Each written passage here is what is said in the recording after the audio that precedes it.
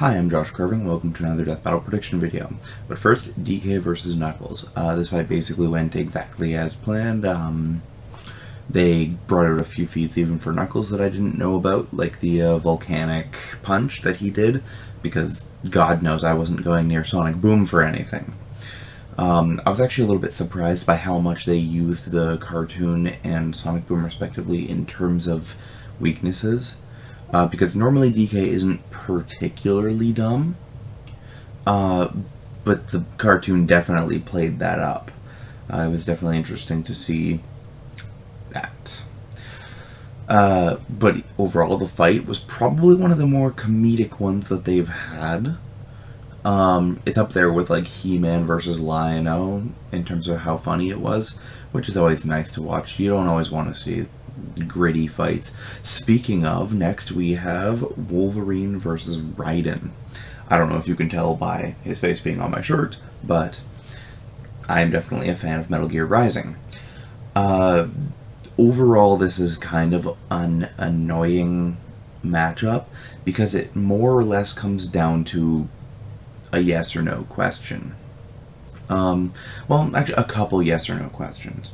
There's a few ways that Raiden could win, but for the most part, the adamantium skeleton and Wolverine's regen kind of cancel out like 90% of conventional ways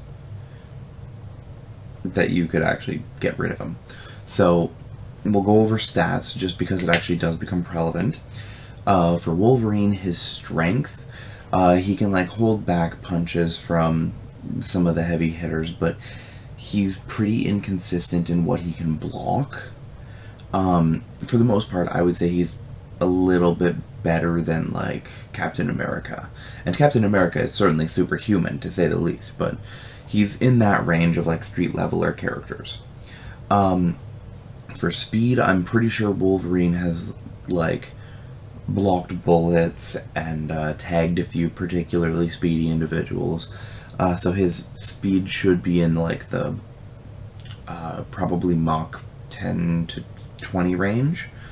And then durability is where it gets kind of weird, because for the most part, he doesn't actually have a very good durability. Things like guns will wound him very easily. However, that kind of gets thrown out the window when he has the adamantium skeleton and his regen. While certain aspects of the regen will take longer than others, it's kind of just, he can regenerate from almost any wound as long as the skeleton remains. In terms of that, his weaponry is, Wolverine's weaponry is basically just his claws. He doesn't use anything else. So the only three things that Wolverine is really bringing to the fight are his claws, his regen, and his adamantium skeleton, which isn't much, but it's kind of the whole thing. It's the whole fight right there. His claws have been shown to pierce some of Marvel's strongest characters like Thanos. So they can kind of cut through almost anything. In terms of intellect, it's not really going to matter because they're both on a roughly similar scale, and neither one is particularly strategy-oriented, though to a degree Raiden kind of is. Okay, so now Raiden, his strength is goddamn astronomical. In his shitty body, he was capable of throwing a Metal Gear ray at least 30 to 40 meters into the air, and then jumping onto it and cutting it up like sashimi, and then later on in the game, he's capable of keeping up with really, really powerful characters like Armstrong, even after he flipped the Metal Gear Excelsis with a German suplex of legends. So he's easily hundreds of times stronger than Wolverine. In terms of speed, there are several Zandatsu calculations. Zandatsu, by the way, is what Raiden does when he cuts a person in half and then like takes their spine, basically, and he uses it to refuel his electrolytes. So really, his speed, when he does his Ondatsu, is capable of making bullets in the air go so slowly that they pretty much appear as though they're not moving. It's been calculated to being around Mach 2000. And then if we really wanted to get into this scary bullshit, we could apply Revolver Ocelot's feat of shooting lightning out of the air. And if we were to do that and scale Metal Gear Verse bullets to that, then Raiden would be like low FTL, which is why we don't calc stack, because that's just silly. Other than that, though, his speed is just crazy huge, which means that he's like hundreds of times faster than Wolverine. And then in terms of durability, I think he's about small town level from surviving hits from Armstrong, who managed to effortlessly destroy the Metal Gear Excelsis in like a solid hit. Wolverine, unlike Wolverine though, Raiden is actually bringing like a lot of equipment to the table as well. His most iconic thing is actually this right here, which I totally bought, the high frequency blade. How it works is it oscillates at such a high speed that it becomes capable of cutting the molecules. Sorry, it becomes capable of weakening the molecules, and it makes it so that the molecular bonds between them become lower with every hit in a row, meaning it decreases durability with each hit. This is where one of those big questions come in, because can the high-frequency blade eventually lower the durability of the adamantium to the point where it can be cut and severed? I will address a couple of these things at the end. Other than that, he also has a few other high-frequency blades, such as a high-frequency machete, 2 million volt stun sword, which is still fully capable of cutting things. I don't know why you're bothering stunning things if you're killing them, but he also has the high-frequency wooden sword. What are the ones? The Muramasa sword that he got from Sam. He also has the broadsword, or it's just a long sword, I think. Other than that, though, most of them are kind of the same thing. Oh, and he does have one sword that's possessed by the spirit of Snake. So, I think that's non-canon, though. Other than that, though, it's not just swords that he's bringing, because he also has the boss weapons that he gets from killing bosses throughout Metal Gear Rising. The first one he gets is L'Etranger from Mistral. She has basically a staff made up of a bunch of robot arms, and the ones on either end are holding high-frequency daggers, more or less. The thing about this weapon is that it is fully capable of going between staff and whip, and is strong enough to basically throw Raiden through the air, and cutting through like gigantic pipes. Other than that, though, L'Etranger probably won't be all that helpful, though it might tie into another one of the questions at the end that I'll address.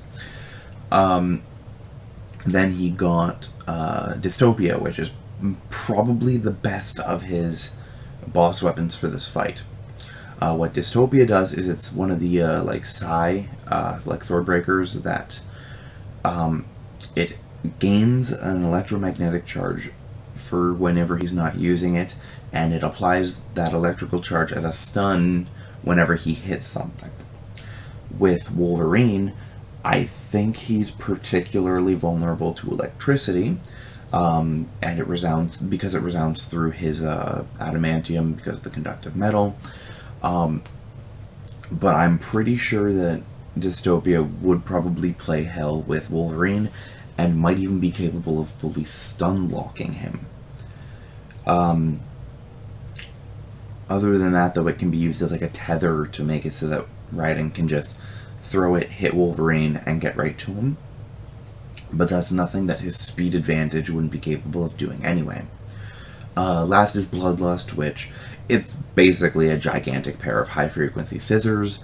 They're really, really, really powerful, and it's kind of like you can skip entire phases of boss fights with the thing. So it's super powerful, but it is fairly slow. So unless you equate that because of the speed difference, it's still fast to Wolverine, I don't think Bloodlust is actually going to come into play all that much. Even beyond his boss weapons, Raiden still has things like rocket launchers, homing missiles, grenades, EMP grenades, jam grenades, smoke grenades. I think he has a holographic belly dancer for distraction. It's not for killing people. And other than that, I don't think he has any other weapons. For the most part, though, it's kind of, he's just strong as hell. This is kind of what it comes down to with this whole fight. Raiden very clearly has these superior stats in almost every regard. Wolverine might be more experienced, but he doesn't have experience fighting someone like Raiden, who like break dances and sword fights with his feet. He also doesn't really have all that much experience against weapons like high-frequency blades, which brings us to one of the big questions of if a high-frequency blade can cut adamantium. I believe the answer for this death battle will be yes. In Marvel, Wolverine has dealt with a sword, I believe also called the Muramasa, that is capable of cutting him because it can cut on a molecular level. And it's capable of canceling out his regen. I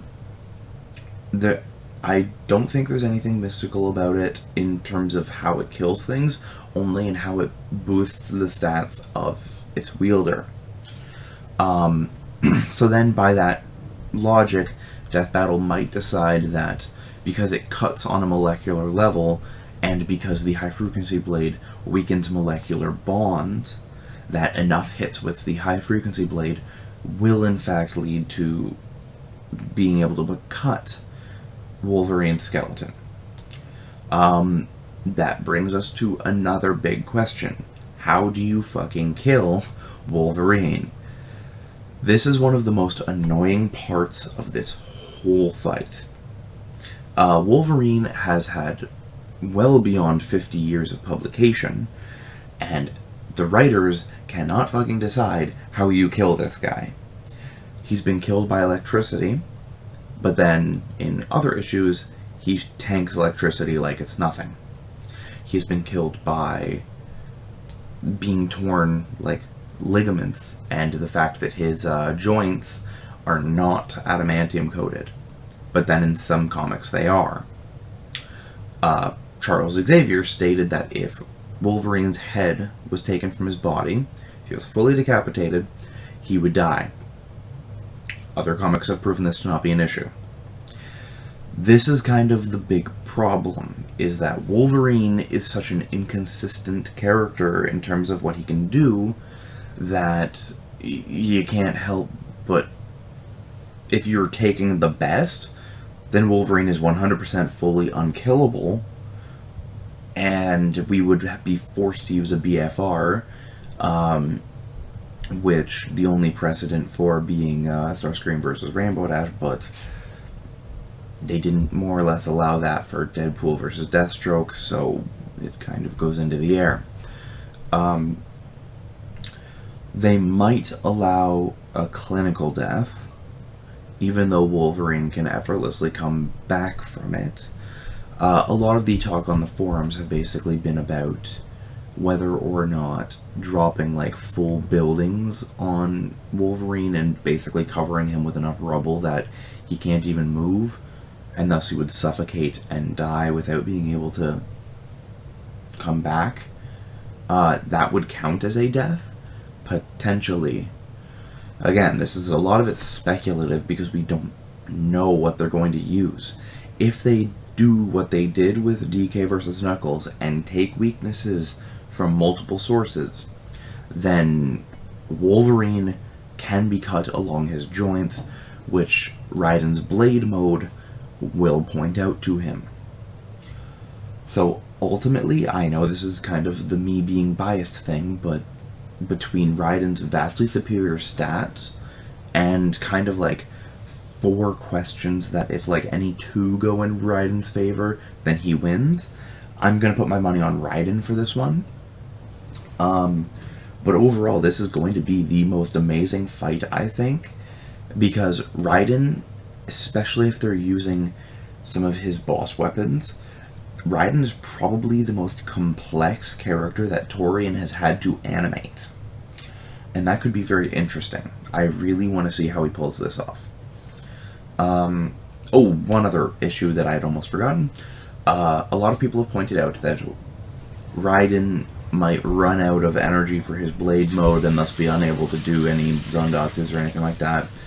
But Raiden does carry health packs and electrolytes that he can just use himself. So that's not as much of an issue over a longer period of time. Not that Wolverine should really be hitting Raiden to begin with.